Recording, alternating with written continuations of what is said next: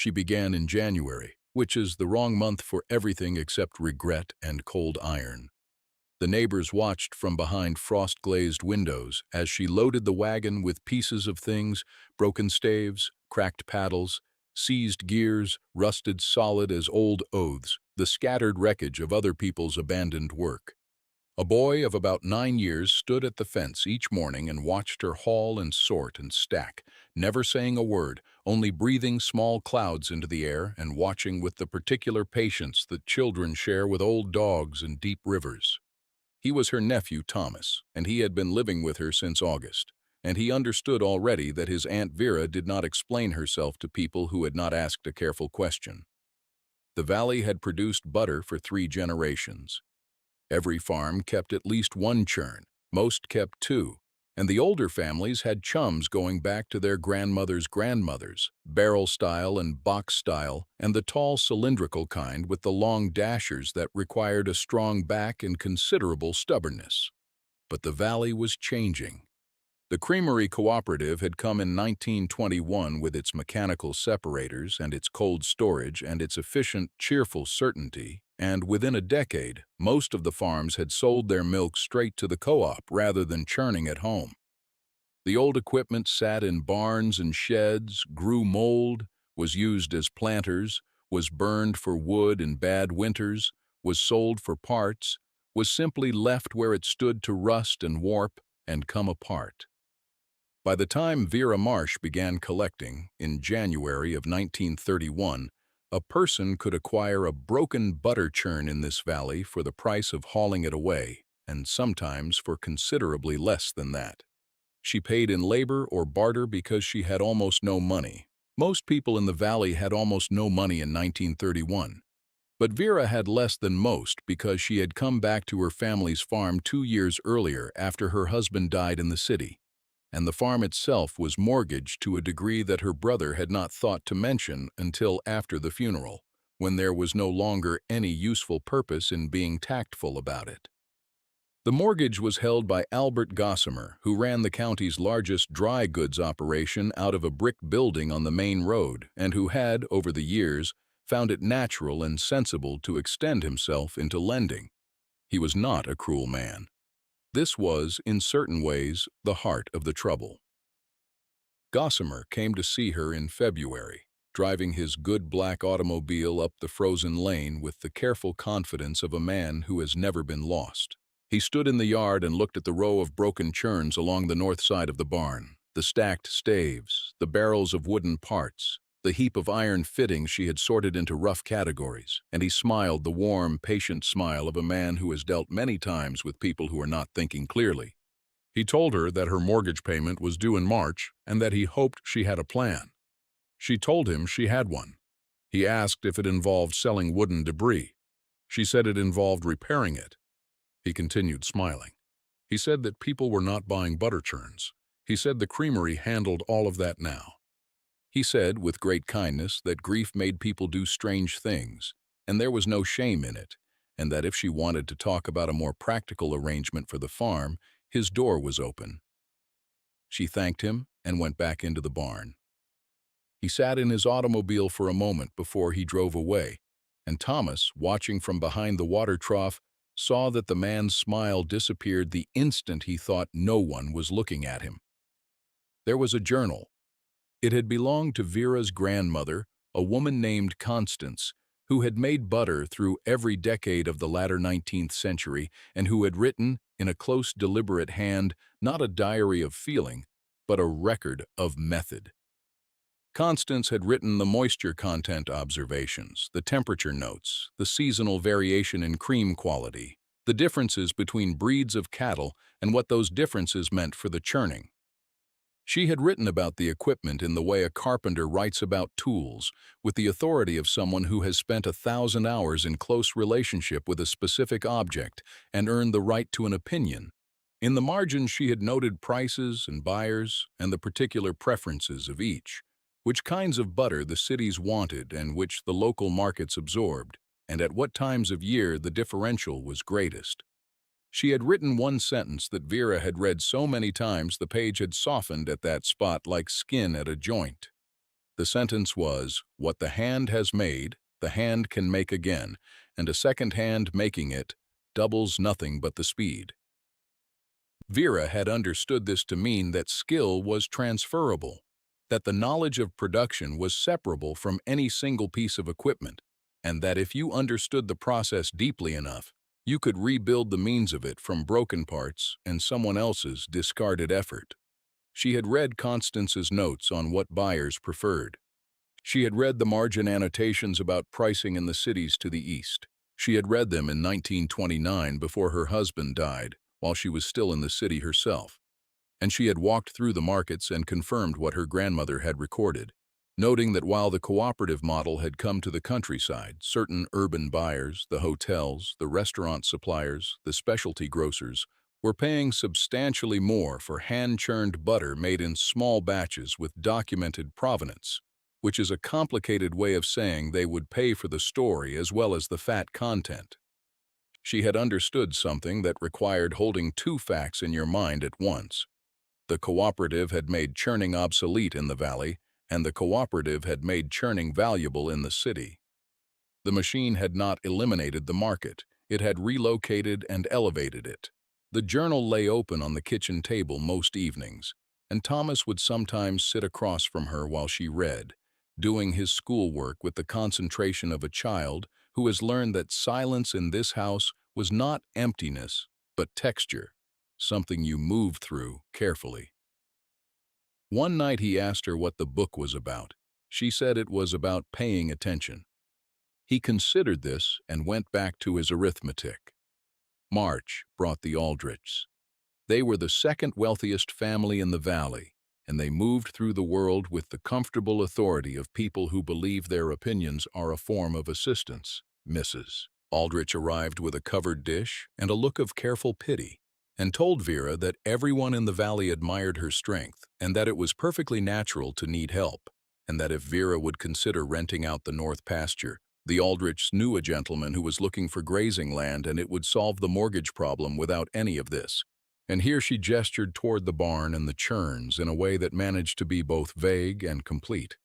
Vera accepted the covered dish and said she had a plan for the mortgage. Mrs. Aldrich said, "Of course you do," and smiled the way people smile at children who say they are going to be astronomers. She drove away in a very clean buggy. A man from the creamery cooperative came in April. He was younger than Gossamer and wore a good suit and carried a clipboard and said he was doing a regional survey of independent dairy operations. He looked at the churns with professional curiosity, the way a doctor looks at a symptom he has seen before and is not worried about. He explained that the cooperative model had proven itself comprehensively across the Northeast and that independent small batch production was not economically viable, and he had the figures to support this. He offered her a supply contract at the standard rate. She asked what the standard rate was. He told her. She nodded and said she was familiar with it. He said that was good then, and she said she was not accepting it. He said she was welcome to try the market herself, but that the market had already made its preferences clear. She walked him back to his automobile. What he did not know, and what almost no one in the valley knew, was that Vera had been writing letters since November. She had written to 17 hotels and restaurant groups in 4 cities, enclosing Constance's provenance notes as a kind of prospectus and offering samples at a price that was a third higher than the cooperative rate. She had written to specialty grocery buyers and to 3 women who wrote household columns for newspapers in those cities. She had received 8 responses. 4 of those responses had asked questions. 2 of those 4 had asked for samples. She had sent the samples in December, packed in salt and wooden boxes she had repaired herself from the collection in the barn. Both buyers had replied in January. One had offered a standing quarterly order. The other had offered a larger order contingent on her demonstrating the capacity to fill it. This was the mechanism of the plan. She needed capacity. Capacity required churns. Churns in this valley were free, or nearly free, and their scarcity was not scarcity of the objects themselves, but scarcity of the knowledge to repair them and the willingness to try. She knew the repair. She had learned it partly from Constance's notes and partly from a month she had spent at age 12 in her grandmother's barn. learning to identify each component by feel in the dark, because Constance had said that was the correct way to come to understand a tool. The lone believer arrived in May. Her name was Dottie Haas, and she was 44 years old and had been operating a tiny household dairy since her husband lost 3 fingers in a farm accident in 1928, after which he had been somewhat unreliable on large equipment. She came up the lane not with a dish or a clipboard but with a leather tool roll, and she set it on the workbench in the barn without ceremony and said she had heard Vera was repairing churns and she knew something about stave joinery if that was useful. Vera looked at her for a moment. She said it was useful. Dottie unrolled the leather and picked up a draw knife and went to work, and that was essentially the conversation. They worked through the spring and early summer in a rhythm that was not discussed but was consistent. Vera handling the iron fittings and the mechanical components, Dottie the woodwork, Thomas sanding and treating staves after school with the resigned cheerfulness of a boy who has accepted that his summer will not resemble other children's summers. The repaired churns were not identical to new ones. They were better in certain ways, tighter in their joinery because the wood had aged and settled, and they wore the marks of their history in ways that Vera began to suspect might be assets rather than deficits, because Constance's notes were full of references to buyers who trusted old equipment the way they trusted old land, as evidence of continuous, serious use. The summer of 1931 passed. The valley did its ordinary suffering. Prices stayed low. Gossamer extended Vera's mortgage by 2 months in August with a letter that was warm and measured and contained a phrase about being reasonable with neighbors that she read twice before folding and setting aside. He did not visit. She had made a partial payment in July from the first buyer's order, enough to demonstrate intent, and Gossamer was apparently willing to be reasonable about intent as long as it came attached to at least some money. The second buyer's conditional order had been confirmed in June, and Vera had mapped out the production schedule using Constance's seasonal notes on cream quality, timing the large batches for the autumn months when the grass was still nutritious, but the nights were cold enough to make temperature management easier. She read the numbers. She read them again. Then she made a list of what she still needed. By September, she had 31 operational churns, rebuilt from the wreckage she had collected, and a few she had traded labor for with 3 neighboring farms. Dottie had trained 2 of her own daughters on stave repair, and they came on Saturdays. Thomas had become genuinely skilled at the preparation work and had begun, quietly and without being asked, to keep his own records in a notebook, measuring and noting things the way a child does when an adult's habit has entered him without his noticing. She read the signs the way Constance had told her to read them. The old journal contained meteorological observations alongside the production notes, not because Constance was a scientist, but because she had spent 50 years watching the relationship between weather and dairy production and had recorded what she noticed. Vera had cross-referenced these with what she could find in the county's agricultural extension records, which were public and underused, and with the patterns in 3 years of her own observation. She was watching for a particular combination. A dry summer followed by an early cold front moving from the northwest in October, which Constance had noted twice as preceding the kind of prolonged cold snap that could devastate unprepared root cellars and freeze supply lines and create, briefly, a shortage situation that would push city buyers toward anyone with reliable production capacity and a standing relationship. The summer had been dry. The front came in the second week of October. She finished the last repairs the morning of the front's arrival.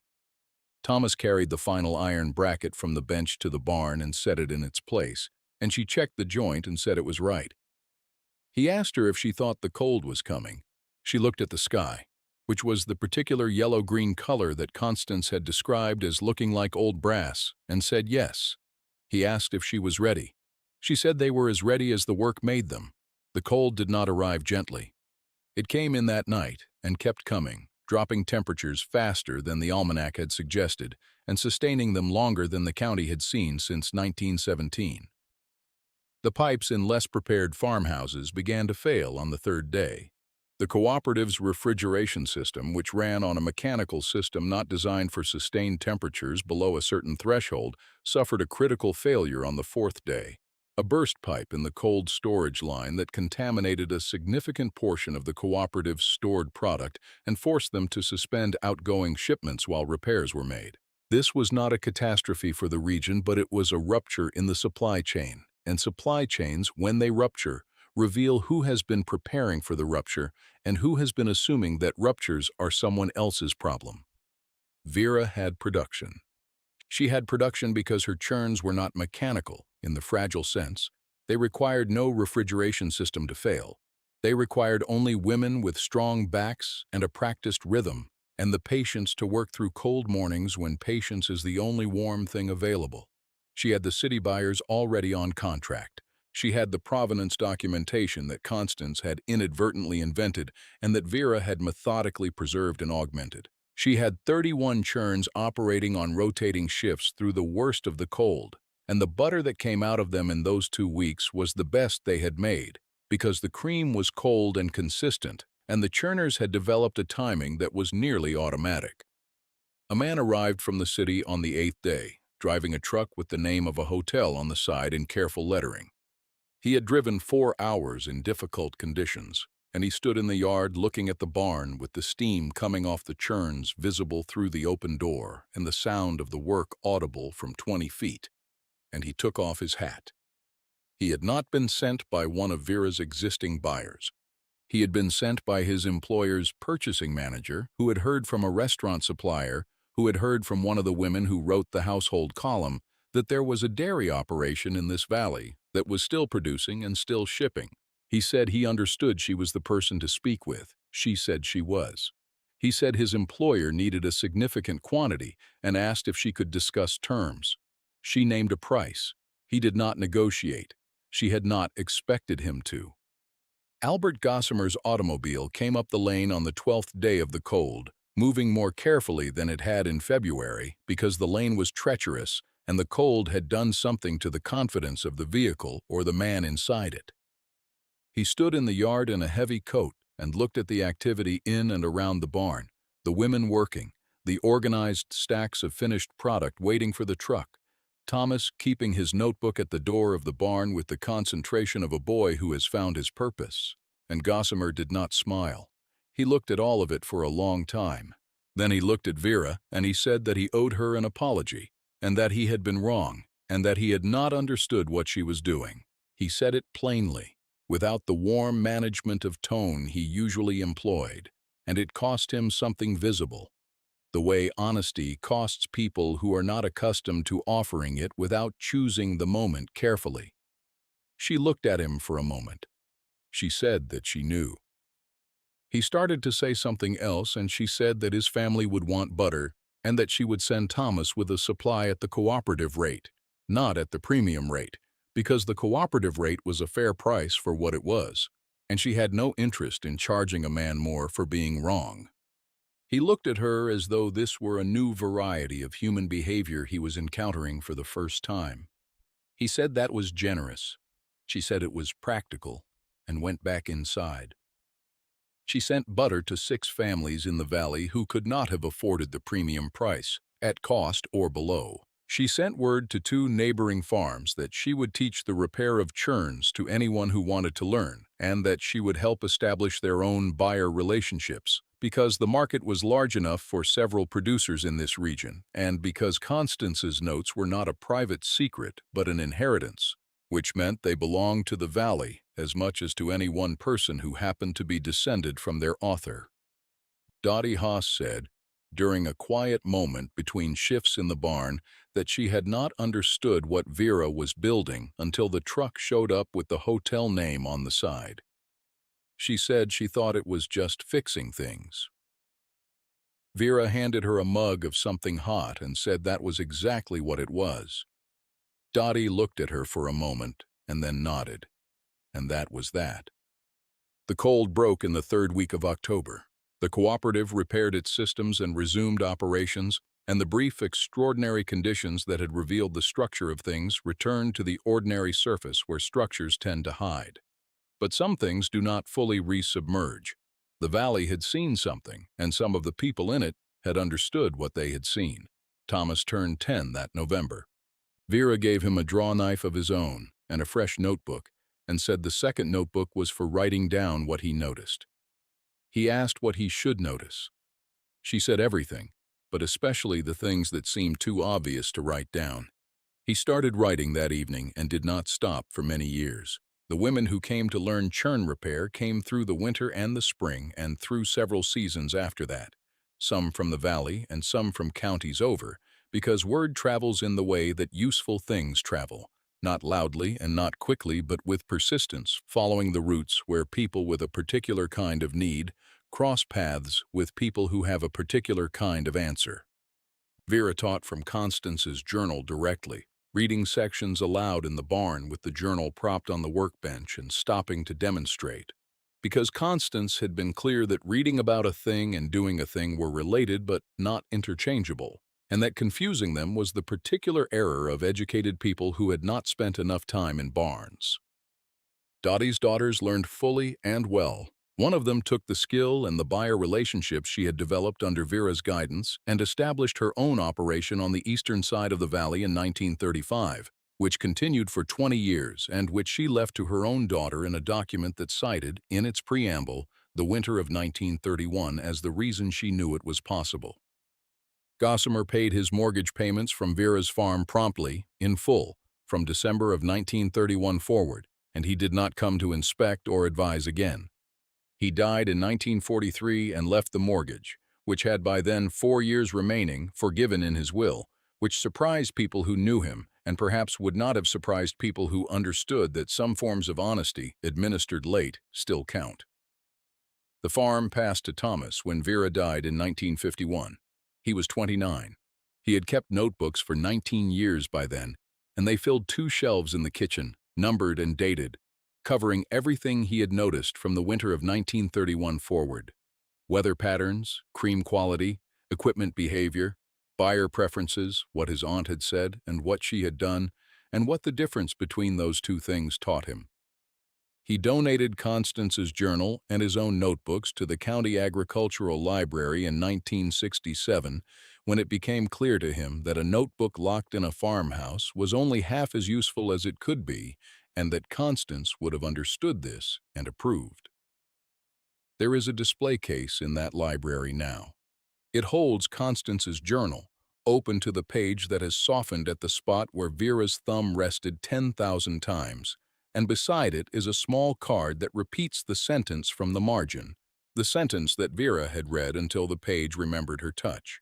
Below the sentence, in the library's own small print, is a note from the cataloger who processed Thomas's donation, who had apparently been instructed by Thomas that any display should include a second sentence, one he had written himself, which reads, "The broken thing knows what it was made to do. The only question is whether you know enough to ask it." The collection is still there. The churns, 3 of them restored, are in a row near the window. They look like what they are, old tools repaired by careful hands, which held a great deal of cold morning work inside their wood and iron, which is not the same as being empty.